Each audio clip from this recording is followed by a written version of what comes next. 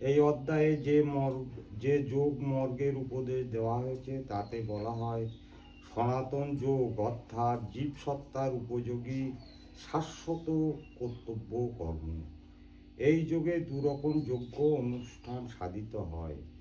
তার একটি হচ্ছে সত্য ত্যাগময় দ্রব্য যজ্ঞ, অর্থাৎ সব রকম জড় বিষয়কে উৎসর্গ করা, এবং অন্যটি হচ্ছে শুদ্ধ আত্মজ্ঞান যজ্ঞ, যা সম্পূর্ণরূপে পরমাত্মিক কর্ম।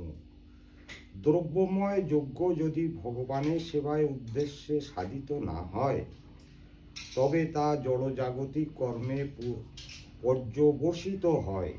কিন্তু এই যজ্ঞ যদি পরমাত্ম সাধন করার জন্য অর্থাৎ কৃষ্ণ ভাবনায় ভাবিত হয়ে সাধিত হয় তবে তা সর্বাঙ্গীন পূর্ণতা প্রাপ্ত হয়।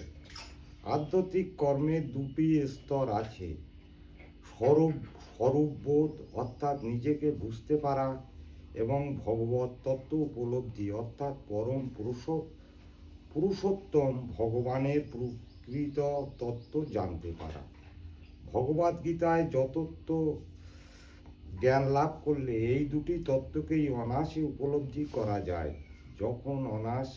তখন অনায়াসে উপলব্ধি করা যায় যে জীবাত্মা হচ্ছে ভগবানের অবিচ্ছেদ্য অংশ। এই জ্ঞান পরম মঙ্গলময়, কারণ এই জ্ঞানের প্রভাবে ভগবানের দিব্যলীলা তত্ত্ব সহজেই বুঝতে পারা যায়। এই অধ্যায়ে প্রথমেই ভগবান নিজে তার প্রকৃত লীলার কথা বর্ণনা করেছেন। ভগবদ্গীতায় নির্দেশিত ভগবানের উপদেশ যে বুঝতে পারে না সে হচ্ছে শ্রদ্ধাহীন। ভগবত বিদ্বেষী। ভগবান যে তাকে একটুখানি স্বাধীনতা দিয়েছেন সে তার অপব্যবহার করছে। ভগবদ্গীতায় ভগবান এত সরলভাবে তার স্বরূপ বর্ণনা করেছেন, কিন্তু তা সত্ত্বেও যে ভগবানের সচিদানন্দময় স্বরূপকে হৃদয়ঙ্গম করতে পারে না সে নিতান্তই মূর্খ। কৃষ্ণ ভাবনা মৃত্যের সিদ্ধান্ত হৃদয়ঙ্গম করলে ধীরে ধীরে পূর্ণ জ্ঞানের উদয় হয়।